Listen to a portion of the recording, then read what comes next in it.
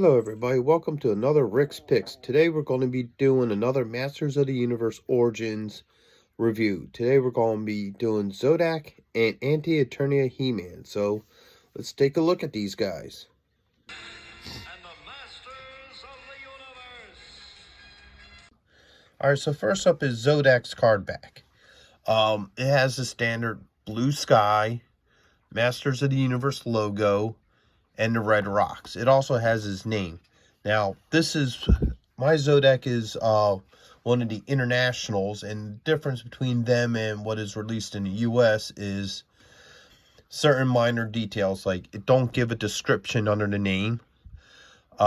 This little yellow point here is bilingual. If you look at the back, you can see up here the same thing, bilingual, and it doesn't have the description that you would normally get with the American releases. It shows all the characters of that wave and his play action. This is the book that he came with. Everybody in this wave gets the same book, and it does the same. It shows everybody who's on that wave as well. So let's look at Anti-Eternia's thing here. Now, as I mentioned before, this is an American release. You can see there's a small description, and also, the blisters in English only. It also has the 22 logo over here. Like I said, look at the back. Blisters, English only, and it gives a slight description of the character, which, like I said, these are the differences between the international and the American releases. It also shows everybody who's part of that wave and his play action. Now, because I don't have him out of package yet, the book he came with is right here. He got the Sun Man Rises book. Everybody in this wave gets it. Once again, it shows you everybody that's part of that wave. Now, the reason why I kept him in box is because I wanted to show you something. I got this particular one from Target. Now, the problem with ordering these characters from Target or Walmart or what have you is if you're somebody who wants a mint card back, they don't ship them very well. I don't know how well you can see it on here, but when I got this out of the box, there were creases here and damage to the card back. See how you can see all this in here, dent, damage to the packaging, which for a collector like me, it doesn't matter because I take all my figures out of box. But if you're a collector who wants a mint card back, if you can probably find it in the store or get it from a more reputable, collector site that actually deals with collectors and will keep it mint, that might be the best option for you. Because they don't always come damaged, but you're kind of playing Russian roulette, and sooner or later you get the bullet. So I just wanted to point that out to any of you collectors who want mint card backs that you may not want to order them from Walmart or Target, because when they package them, they don't care, and you will eventually get a damaged card back. So with that being said, let's look at these figures. Okay, so first off, we have Zodac. Now, Zodac I always thought was kind of a cool character because he was originally introduced as a neutral character. He wasn't considered good, he wasn't considered bad, he was kind of just there. He was more of a cosmic entity. Later on in the Filmation cartoons, I think they did wind up having him lean towards the good side, but overall, he was pretty much his own. He was neither a master or a part of Skeletor's horde. And when I was a kid, I used to use him as the protector of Grayskull before the Filmation cartoon came out and they introduced the Sorceress. So let's take a look at him. First off, he has his little ray gun that he had, with the original toy line. Pops right on out. you know, he has the standard points of articulation. Head's on a ball joint, shoulder, elbow, wrist. You have the waist here, thigh, knee, and ankle.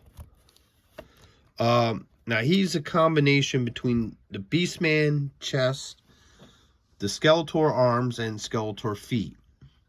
I always thought he was a unique character. Just even by his look, he doesn't really have so much of a barbarian look, and he doesn't really have a super future look. He just kind of has this own unique look to him, and I always kind of thought he was a cool character. So anyway, that's Zodac. Alright, so next up is Anti-Eternia He-Man.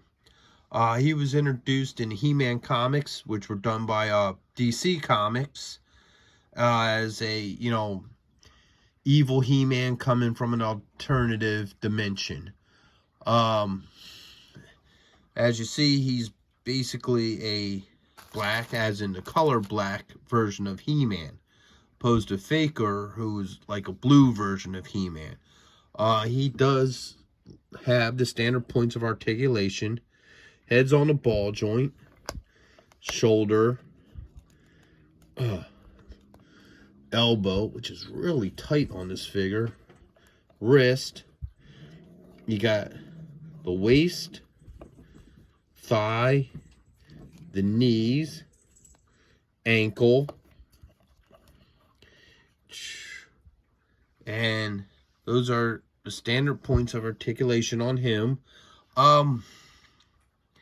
I mean, he's nice to have with your collection.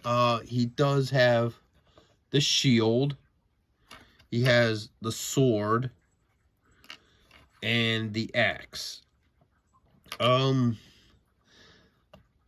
I was starting to say, he's a nice addition to your collection. You know, I guess to, you know, do the classic, you know, gotta collect them all.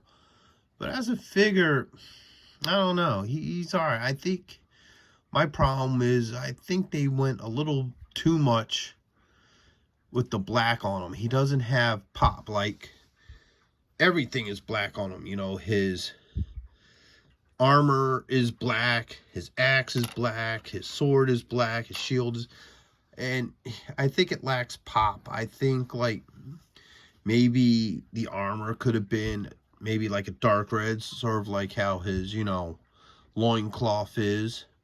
You know, maybe his sword and axe could have been, you know, like a, you know, some sort of red, like maybe like a, you know, glossy red, or, you know, some sort of burgundy or something. I don't know. It's just, he just doesn't pop. Everything just, he just blends. And that's just my personal opinion on the figure. You know, like I said, and he does also have the little holster here to put the sword, just like the other He-Man. The neatest, one cool thing about him, I will say, is his eyes. He kind of got like this glowing look, you know, where it has the white center with the red around it, kind of gives it that glow effect. So I think that's pretty cool. But other than that, like I said, he just, you know, he doesn't, to me, he doesn't have pop. You know, he doesn't pop out at you. He's just pretty much all one color. And that's just my opinion on the figure. I'm sure there's people out there who probably love this figure. But, like, even when you look at the artwork, you know, you look at this, and the sword almost has, like, this red tint to it. And I think that would look really cool if maybe they had it with the black, with this red, or just made the whole sword red or something. You know, just something to give you just a, put him back in the center, just a little bit more oomph to the character. Alright, everybody, so that was my review of Zodac and Anti-Eternia He-Man. If you liked the video, give it a like, leave a comment, and I'll see you in the next video.